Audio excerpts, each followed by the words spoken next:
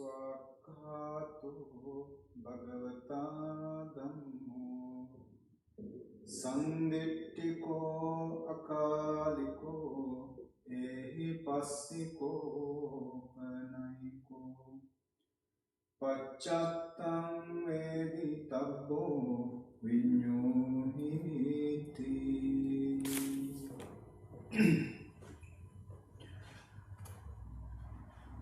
Friends and children in the Dhamma, welcome for the Saturday Dhamma talk.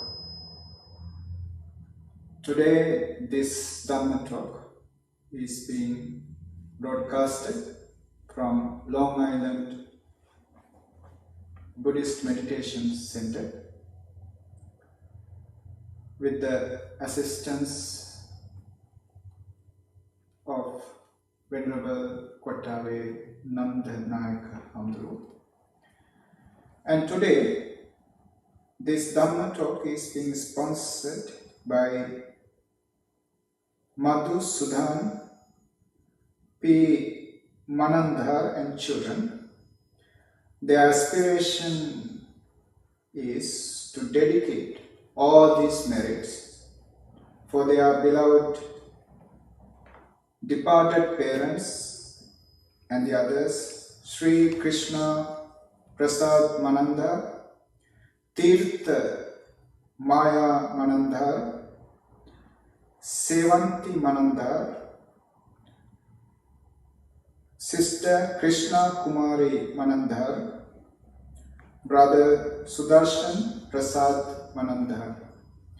So, for the fulfillment of their aspirations and to enhance your knowledge on the Dhamma, let's focus on the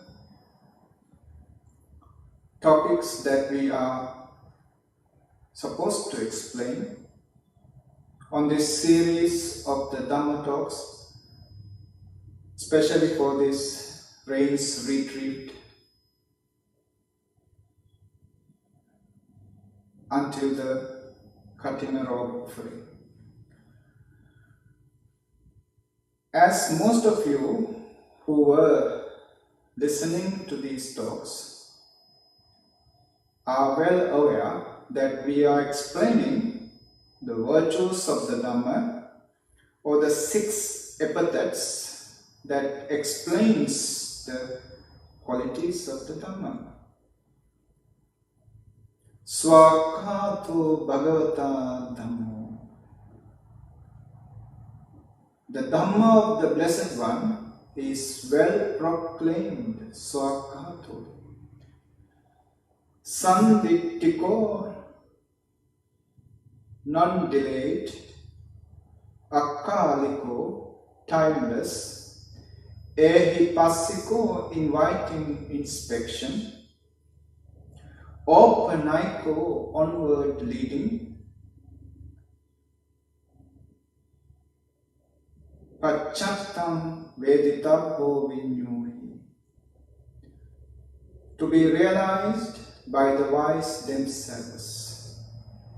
So these are the 6 epithets of the Dhamma which are mentioned in this stanza. Today our hope is to explain the last 2 epithets, Opanaiko, onward leading, and Pachattam Veditapo Vinyuhi, to be realized by the wise themselves. Opanaiko, onward.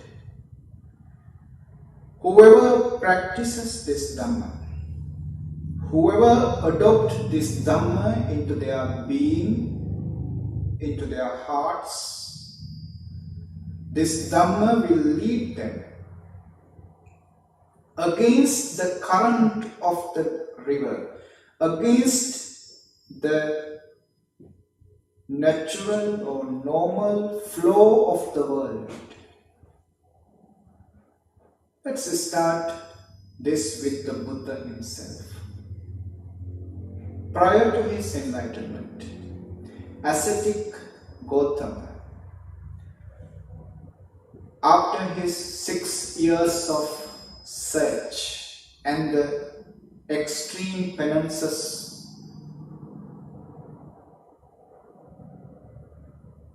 just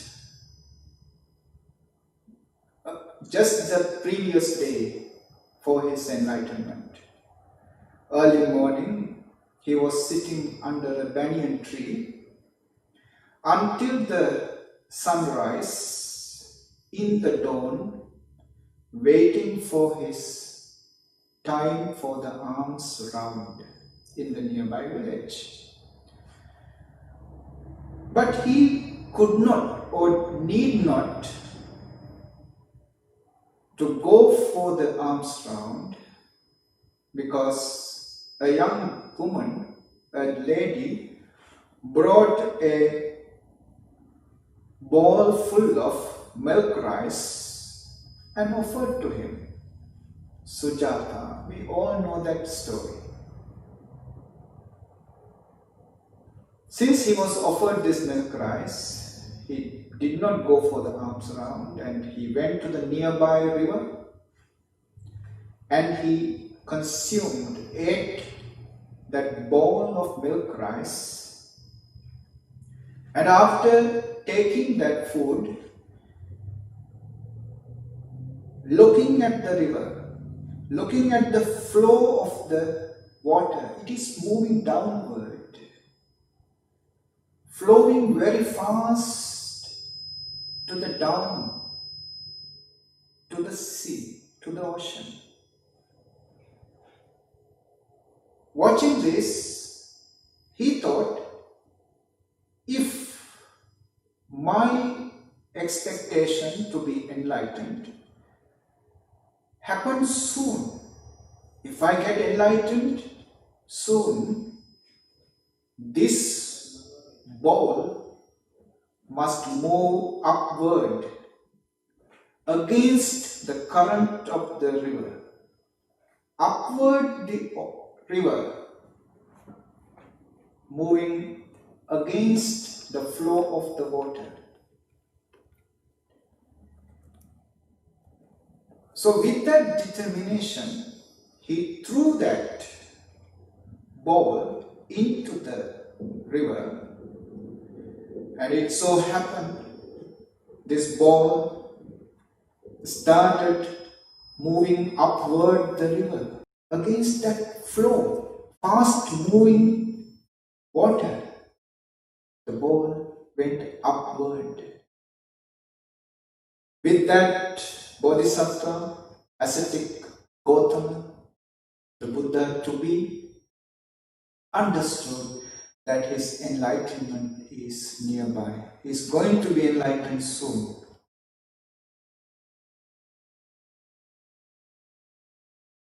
This is something we all know. But this alms ball moving upward the river signifies something very important, which is that the Buddha's teaching, Buddha's Dhamma, or the practice of this Dhamma is nothing but moving against the current of the world, moving against the nature of the world. If we are to move with the world, the Dhamma doesn't make any of use. The Dhamma has no validity in it. Dhamma is giving the spiritual strength to move against that current, move against the world, and it's moving.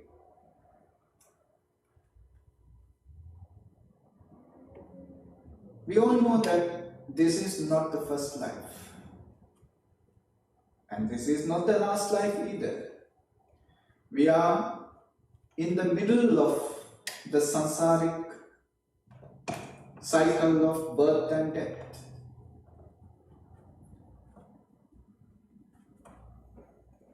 The movement of the samsaric process is jumping from one body to another.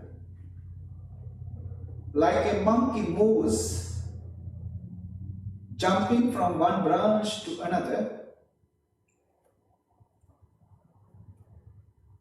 we are all monkeys in the samsara. We jump from one physical body to another physical body. Gross or subtle doesn't matter. Sometimes in the heaven, sometimes in the animal realm, this time in the human realm.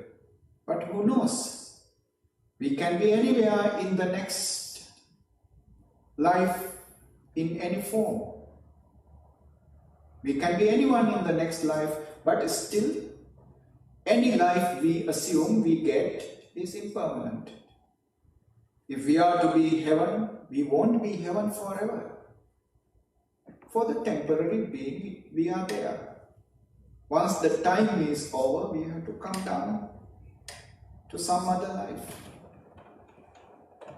So this is the normal process of the world, moving from one physical body to another. Buddha compared this movement to one house to another, one prison to another prison, one body to another body. Buddha's teaching, the Dhamma is guiding us to move the body, move from the body to no body, move from the house to no house, to the empty sky, under the sun, under this sky, to live without a house. In the sense, the Dhamma is leading us to move from the body, from the physical body to no physical body, to the freedom. Freedom from this physical body is the greatest freedom in the eyes of the enlightened masters. For the Buddha, this body is a prison. We are not aware of it at all. We think the bodily freedom, freedom of the movement, this body itself a prison in the Buddha's eyes, in the sense that one day it so happened, for any unfortunate reason, if the body stops moving, lying on a bed like a vegetable, without even being capable of opening and closing eyes, just lying down, then you will know, then we will know that we are imprisoned in a physical body. This body is my prison. But now, today, this body is moving. We can go anywhere we like. We can move as we wish. We don't feel the prison. Buddha saw this. Without experiencing such a unmoving situation, he understood we will never be actually free as long as we are imprisoned in this moving prison called the body. Opanaiko, moving onward, is moving from this body to no body. That is the actual freedom. It is hard. It is not that easy. Because all what we know is the physical body. Our mind doesn't know how to exist without the body. Body is all what we know. So it is something unimaginable that an existence without the body. Therefore, we are stuck in this not only physically but also psychologically. We do not know what kind of situation.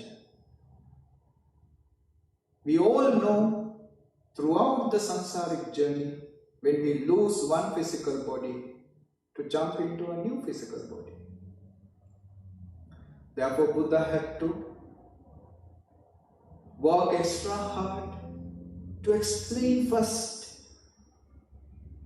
As long as you are in this body, what you have is nothing but suffering.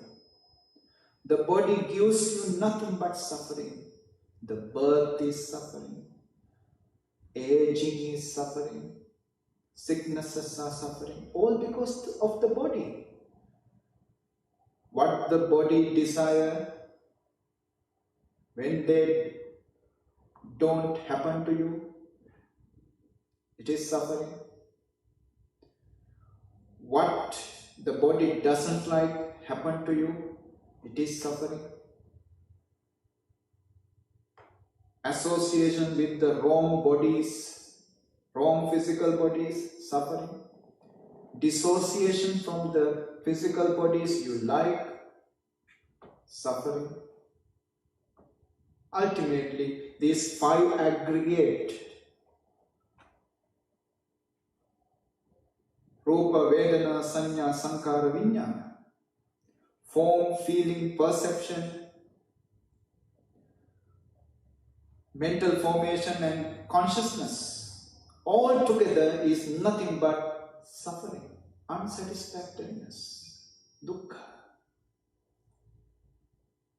Buddha stressed upon this point of view that this physical body, this body made out of these five aggregates, are nothing but suffering, because he wanted to create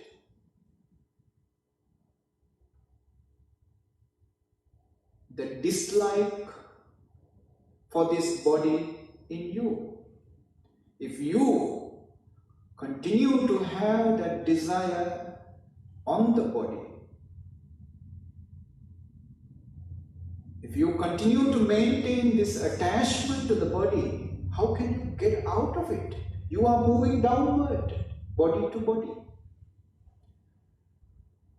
So the first thing that the Buddha had to explain is that desiring or being attached to a physical body is nothing but desiring suffering. Asking for suffering is nothing but asking for a physical body. Dukkha Satya, the noble truth of suffering. Why suffering become noble? Because when you understand this suffering as it is, that this physical body is nothing but a suffering, when you understand it, when you comprehend it, when you are realized upon it, it becomes your stepping stone to out of this attachment to this physical body. So it is onward leading. When you put an effort to get out of this physical body. Now, I have explained these epithets of the Buddha are related to the ninefold supramundane Dhamma. They are the Sotapatti Maggapala, stream entry, path and fruition, Sakadagami Maggapala, once written path and fruition, Anagami Maggapala, non-returner path and fruition, and Arahant Maggapala, Arahant path and fruition. These are the steps that one take on the path which is onward leading, which is open aiko. Entering into the path is Sotapanna, then developing on that path are the rest of the Sakadagami, Anagami, and Arhat. When you enter into this path, you will develop on this path gradually, little by little. Because you have changed your consciousness completely. It is a U-turn. It is going against. It is completely diametrically opposite to the path where the other worldlings moving. It is the path completely diametrically opposite to the path you were continuously moving on so far. Therefore, Buddha says it is Gotrabu Chitta. This is a special term. When you take the U-turn, when you take the opposite route, opposite path, which is completely different to the lifestyle, art of living, way of thinking, managing attitudes, completely different to those secular, worldly way of living. You take a different path. Taking of this different path is nothing but absorbing the middle path to your life. The path to the Nibbana is middle path.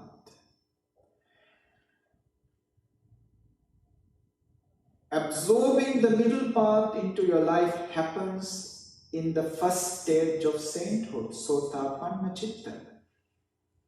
Sota Apanna, you enter into the river which is flowing towards Nibbana. The entry is nothing but, I just mentioned, Gotrabu Chitta, change of lineage, Gotrabu, change of lineage. Change of lineage happens when you enter into the fruition of consciousness, which is called Sotapatti fruition, Sotapatti phala. Once you change your consciousness with the aim of Nibbana, then that consciousness will never look back again, will never come back again to the worldly, sensual, secular way of living. That consciousness has no more desires for the worldly pleasures. To please the five senses is no more attracted to that consciousness. That consciousness is completely, absolutely moving towards Nibbana. Hence, this change of consciousness is Gotrabu. So the open aiko, onward leading, happens when you change that consciousness. When you completely took a U-turn, took a different route, opposite to the path, the route, the road that you were moving on so far. It is open aiko. When the Bodhisattva was about to be enlightened, he sat down at the root of the Bodhi tree.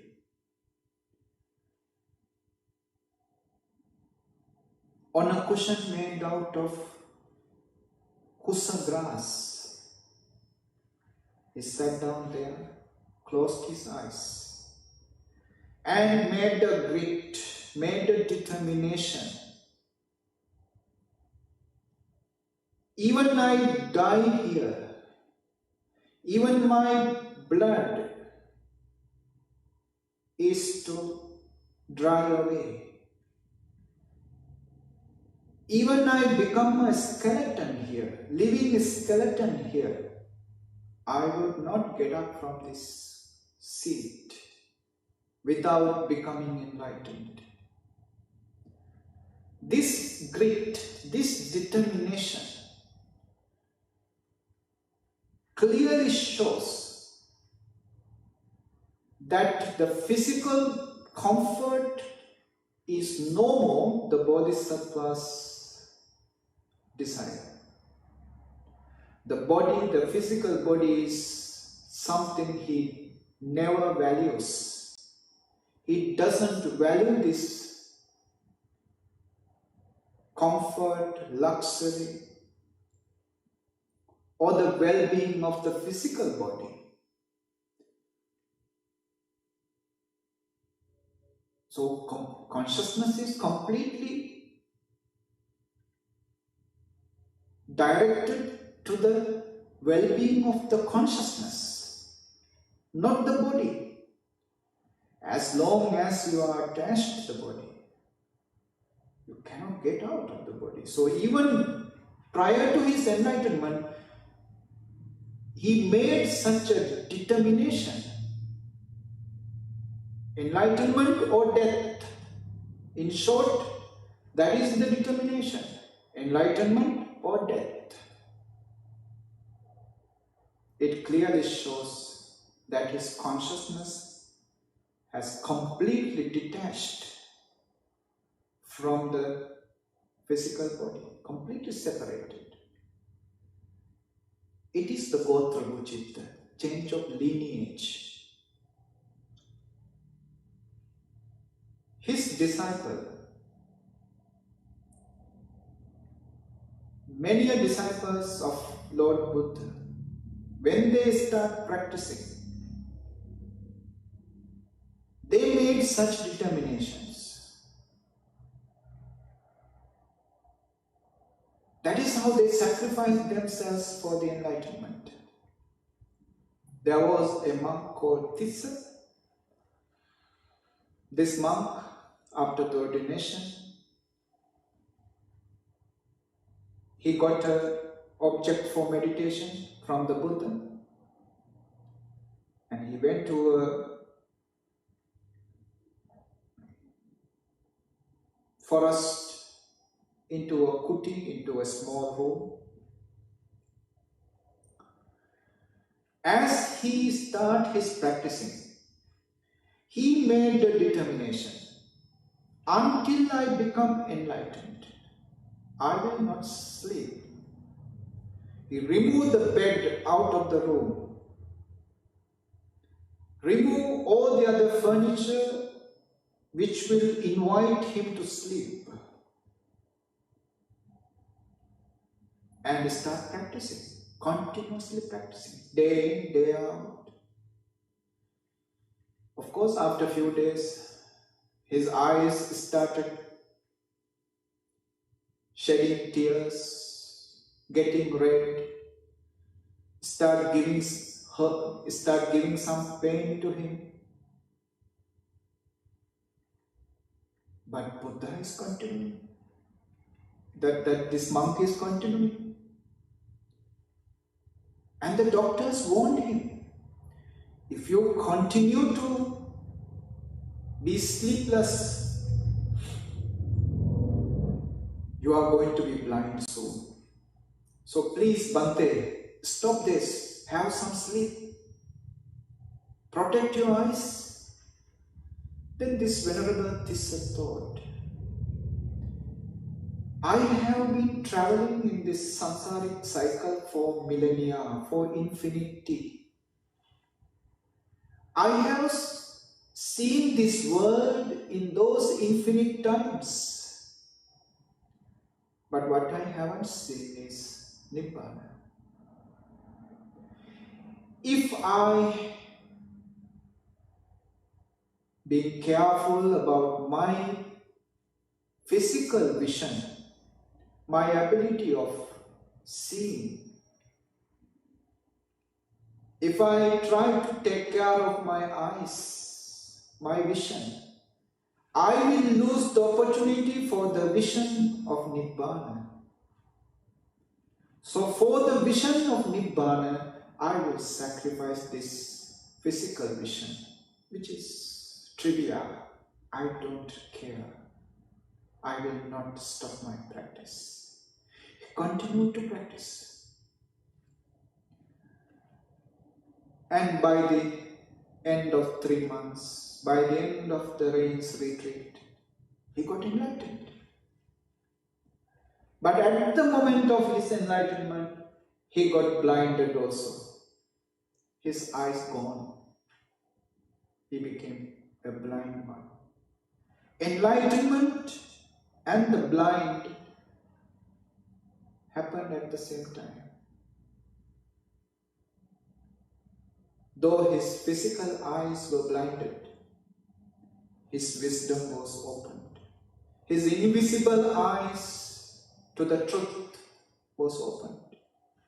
That is how not only the Buddha sacrificed the well-being or the longevity or comfort of the physical body for the Nibbana, but also his disciples. With that kind of sacrifice, they went against the current of the samsaric process and attained to the supreme enlightenment. Open eye go, onward leading. The last epithet for the Dhamma is Pachattam Veditabbo Vinyohi. To be experienced by the wise themselves. We knew wise. Now it seems very clearly with this epithet. For the enlightenment, what you have to develop is wisdom. I think the 10 parami, 10 perfections, Dana, generosity, sila, morality, nekkhamma, renunciation, panya, virya, effort, panya, wisdom, khanti, patience, satya, truthfulness, adhitthana, grit or determination, metta, loving kindness and upekha. These are the 10 perfections. In Mahayana Buddhism, they say about Panya Parami, or the perfection of Panya, is the mother of perfections. I think they have a clear understanding of the importance of Panya, wisdom.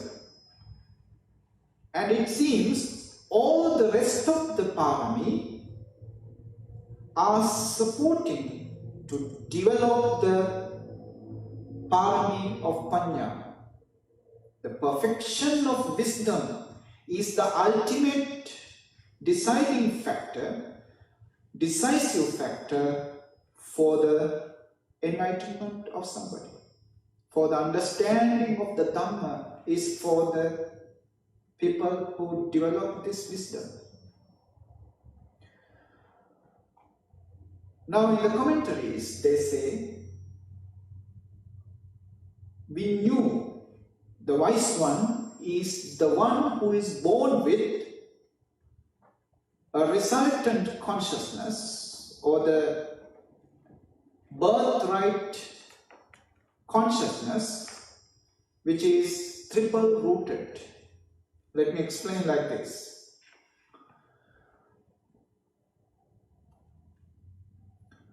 There are wholesome consciousnesses explained in the Abhidhamma. When you do something wholesome, something called meritorious or kusala, you have to maintain such a background consciousness for your act of consciousness, act of wholesome or act of meritorious deed to be a powerful one. In other words, mind is the decisive factor behind to decide the value or the validity, the strength of your wholesome karma. So if a wholesome karma, kusala kriya, whatsoever you name, based on these types of consciousness, what are they? Somanasa sahagata, jnana sampayukta, asankarika kusala chitta. Kusala chitta, wholesome consciousness, based on somanasa sahagata, mental happiness, jnana sampayukta, with the right understanding, asankarika, unprompted, uninduced by anybody else from your heart. So, a wholesome karma, a kusala kriya, may be a dana you give, a generosity you practice, or maybe some other activities like observing precepts.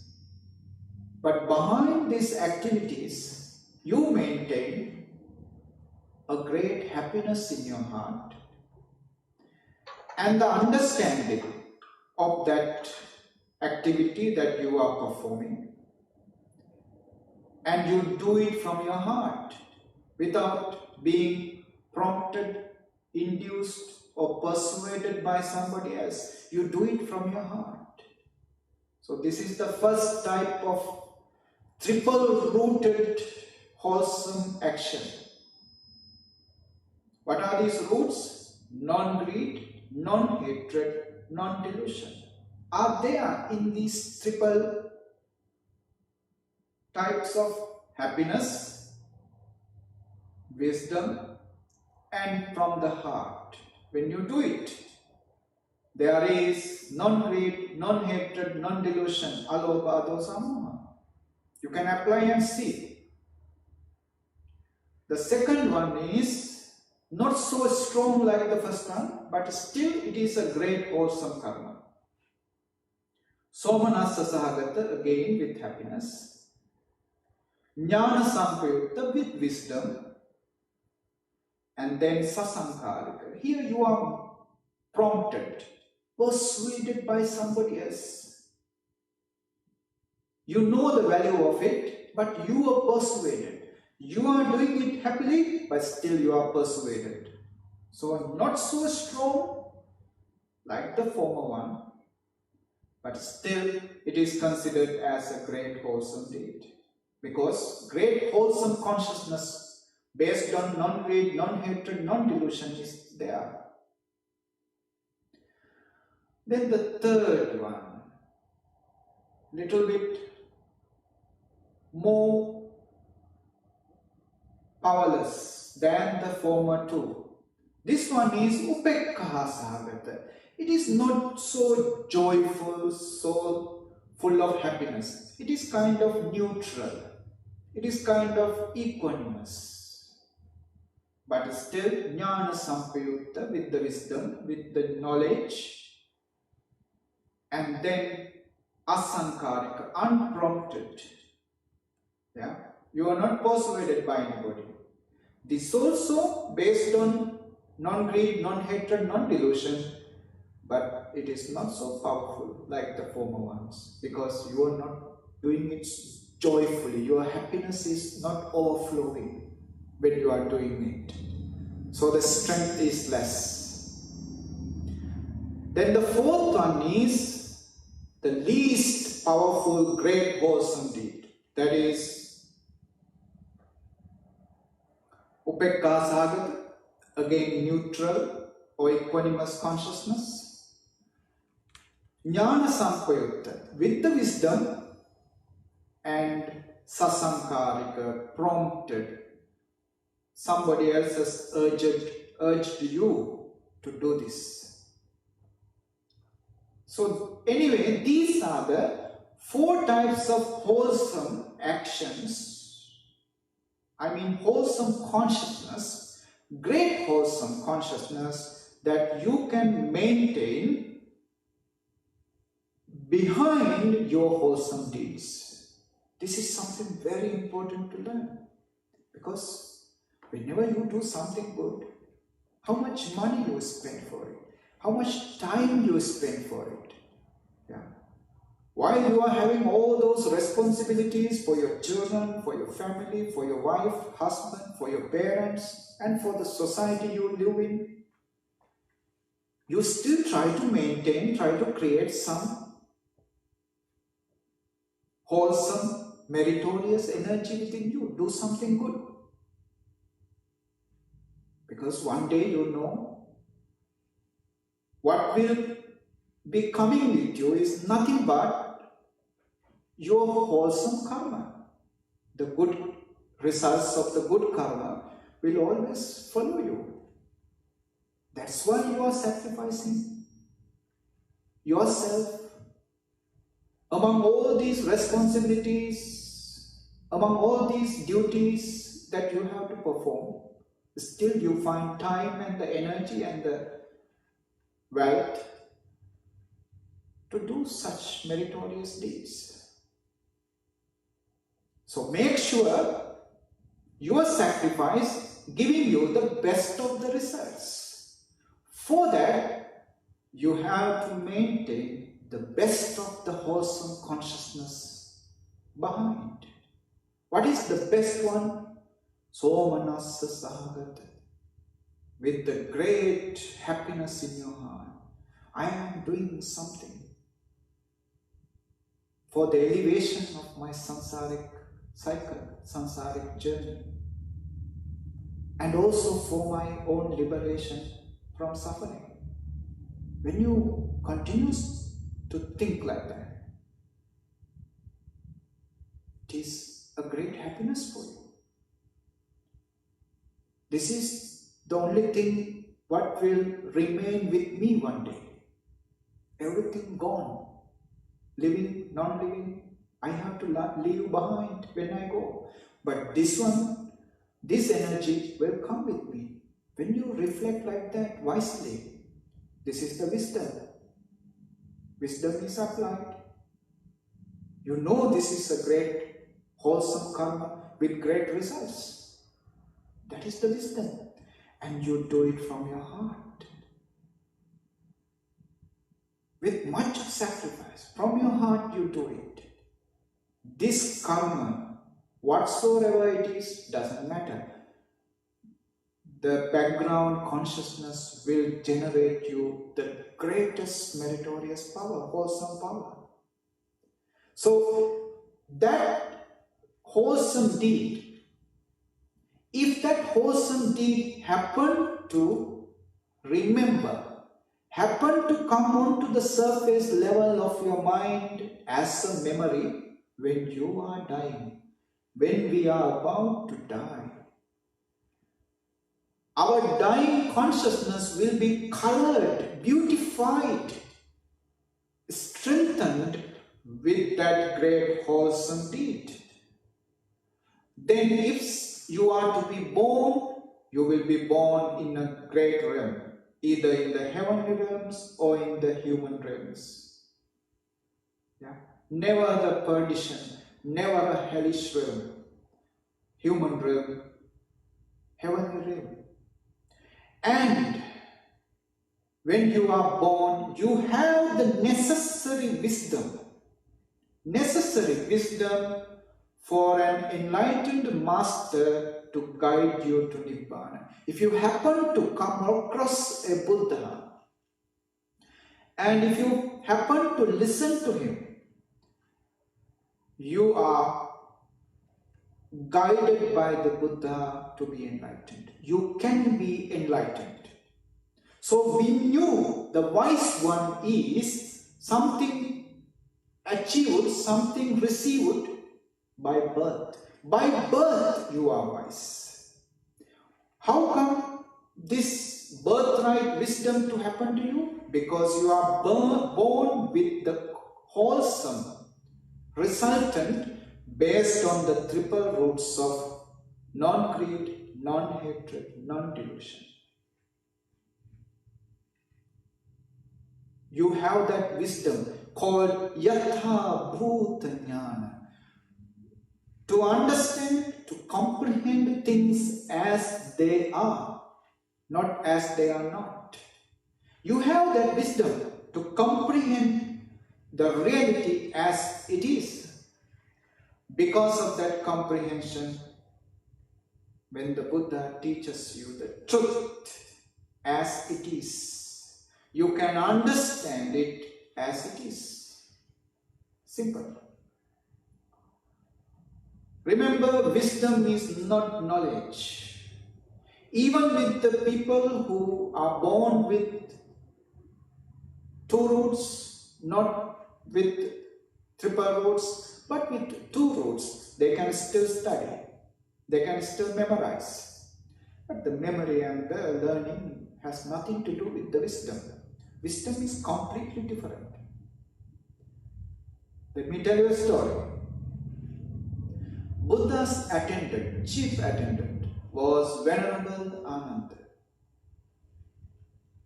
And this Venerable Ananda, because of his former merits, he had such a powerful memory. Acute memory. He could remember anything at the first time he listened. So if a Buddha gave a talk somewhere to a particular group of people, he could remember the Buddha's teaching with the context, to whom, in where, he could remember. Such a strong, powerful memory. Thanks to him, the Dhamma is available to us today. Thanks to his memory. He memorized all those teachings of the Buddha, and in the first Sangha Council,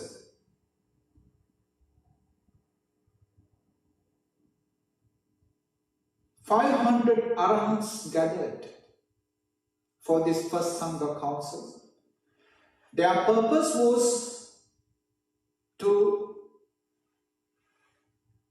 secure the future of the Dhamma and the rules and regulations, the Vinaya.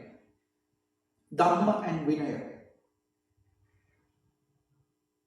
To secure that the future of the Dhamma and Vinaya, what do they have to do was memorize. There was no such a thing called writing at that time. Only memorizing was the only way to continue this Dhamma from generation to generation.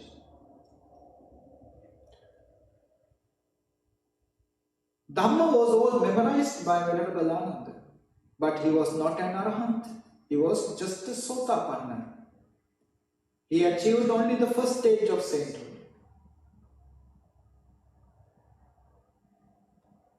Those monks who organized this first council, including Venerable Mahakassapa, they had come to a conclusion, come to a decision that only Arahants should be participated in this first Sangha Council, not non-Arahants, only Arahants. But Venerable Ananda is not an Arahant. So he started practicing. After the Buddha's cremation and everything done, he started practicing. He only has 3 months to receive, to attain Nibbana, to be enlightened. He was practicing every day, day in, day out. He knows all the Dhamma, all the Dhamma is in his memory. So attaining Nibbana must be like something very easy for him. But for months he was practicing. Every day he was practicing without any result. And just prior to the beginning of the council, at night he was disappointed. He was very disappointed. How come I cannot attain enlightenment? He washed his feet. He wanted to take a rest. So he sat down on the bed. Now picture this posture. He sat down on the bed. His legs came up, but his head did not touch the pillows. His feet came up, but the head did not touch the pillow. So in that posture, Venerable Ananda was enlightened. Nobody has ever enlightened until then or after that in that posture. The feet came up, but the head did not touch the pillow. When his body was like that, in that moment he was enlightened. And that was the moment. He had let go totally one subtle desire that he was holding onto unknowingly. Unknown to him, there was a subtle desire in him he couldn't let go. At the moment he let go of that desire. What is that desire? Desire to be enlightened. Desire for the Nibbana. That very desire was hindering him to attain Nibbana. So the moment he let go of that desire, he was enlightened. See, only the wisdom is supporting us for the enlightenment, not the knowledge. So that wisdom happens for the people who are born with triple roots of wholesome karma. Wholesome karma which you have done in your past will come onto the surface. If they come onto the surface just before your death, as to the Javana Chittas of that dying person, that last Javana process, Javana Chittas, will become the relinking consciousness in his next life. That relinking Patisandhi Chitta, relinking consciousness, is a resultant Vipaka Chitta of triple-rooted wholesome karma. That triple-rooted resultant wholesome karma within him, that trihetuka kusala chitta within him, would give him such a strong wisdom. And that wisdom, if it is happened to be in the vision of the Buddha, if you come across a Buddha's teaching, he will understand that teaching immediately. And that immediate understanding, comprehension will take him to the river of Nibbana, Sotapanna, to the entry of river, which is flowing to Nibbana. Yeah. So Vinyu is the one who has taken the fortunate birth based on the triple roots of Alobha, adosa, amoha, non-greed, non-hatred, non-delusion. That is the person called Vinyu, birthright wisdom, birthright wisdom. It is brought with the birth. Now, if such a person comes across the Dhamma, that Dhamma will lead him onward, lead him to the river of Nibbana, to attain to that river of Nibbana. Pachattam veditabho vinyo. He has understood it himself. Why this is important? Understanding himself. Because understanding of somebody else or the realization of somebody else will never liberate anybody else. If your neighbor gets enlightened, it doesn't mean you will get enlightened. You will be unenlightened. Your enlightenment absolutely, solely depends on your own realization. So himself has to realize. Now today there are people who declare suddenly, in especially Buddhist countries, we have all these people, they say, I am enlightened, I am a Buddha, I am Arahant. So what? What would their enlightenment do to you?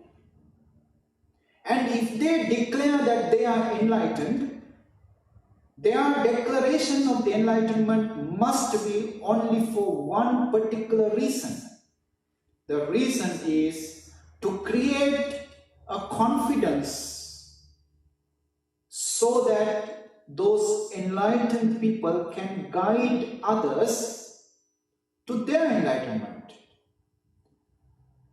When Siddhartha Gautama, the Bodhisattva, got enlightened, he declared, I am a Buddha. I am enlightened. I quenched all my defilements. I got rid of this process of samsara. He declared, for what? For others to create confidence in him, so that the Buddha can guide them to their own liberation. That capability is there with the Buddha, but the trust on the Buddha must be there for the easy guidance. Otherwise, if you don't trust the Buddha, how can the Buddha guide you? To create that trust, Buddha declared, I am a Buddha. But today some people, some conmen, they declare that I am Buddha or I am Arahant, but can they guide others or did they guide others to enlightenment? No. They never guide anybody to enlightenment, but they just declare.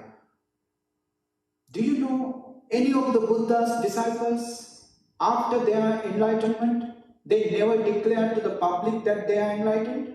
They only declared to the Buddha, Bhante, my Lord, Bhagavan, I am enlightened, following your path. They just declared to the Buddha that my duty is completed, I am enlightened. That is a teacher and student conversation. They never declared even to the fellow practitioners, for the other monks, they never declared. And they never were named that I am an Arahant. Because it is useless. They know that they cannot direct others to the enlightenment. They are enlightened. No point of declaration is because Buddha can guide others to the enlightenment, we cannot. How can we guide others to the enlightenment? We don't have that capability like the Buddha. So they keep quiet. They keep it silent. These people in these countries, Buddhist countries, they declare themselves, oh, we are enlightened, we are arahants. For what? Business purpose. These are just con men. To deceive you and take your materials, money, to cheat you, to deceive you, nothing else. If they declare themselves, they must be capable of directing others to the enlightenment, nothing else. And did they, or do they, or can they guide others to the enlightenment? That's the big question. Yeah. And did anybody got enlightened because of their guidance? No. They must have lost much of their money because of those enlightened con men, but not the enlightenment. Nobody else has any value because of somebody else's enlightenment. It is limited to him. That's why in the Dhamma itself very clearly explained, Pachattam Veditappo. Vinyu, the wise man, has to understand this Dhamma himself. Because others' understanding of the Dhamma would not help you, would not enlighten you. Your understanding will enlighten you, not the other's understanding. This is the meaning.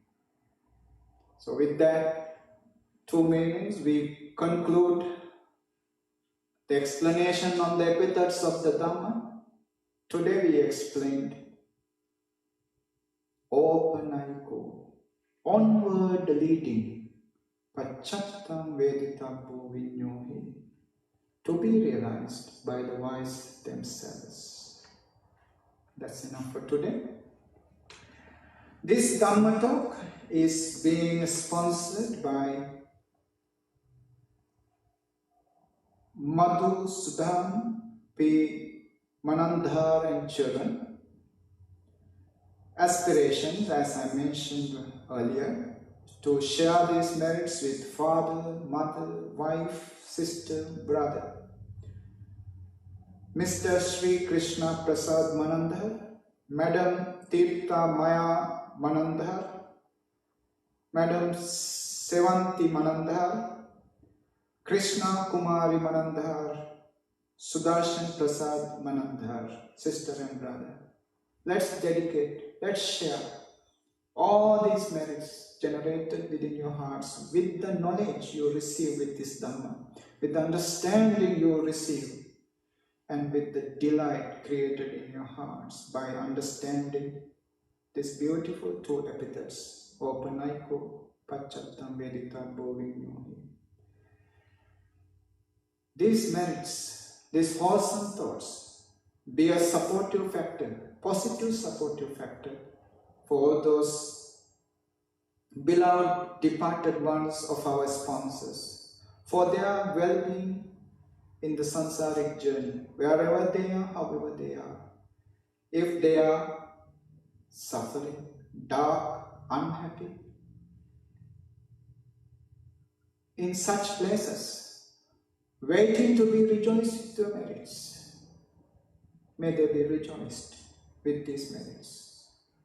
Wherever they are, however they are, if they are waiting, aspiring to be rejoiced with your merits, may they be rejoiced with your merits. May their present existences become blissful, happy and peaceful. May they be well and happy. May they be enabled to move on to better existence, better lives. May all those departed ones be rejoiced with these merits. Idam me jnatinam hotu sukhita hontu jnatayo. Idam me jnatinam hotu sukhita hontu jnatayo. idam me jnatinam hotu sukhita hontu jnatayo. May all the divine beings be rejoiced with our merits. May their protection, may their support be with you all the time. May all the divine beings be rejoiced with these merits.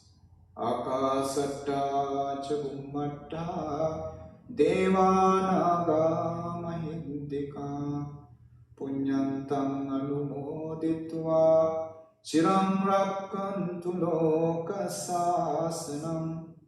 Akasatta cha bhummatta devanaga mahintika punyantam anumoditva chiram rakkantu lokasasanam.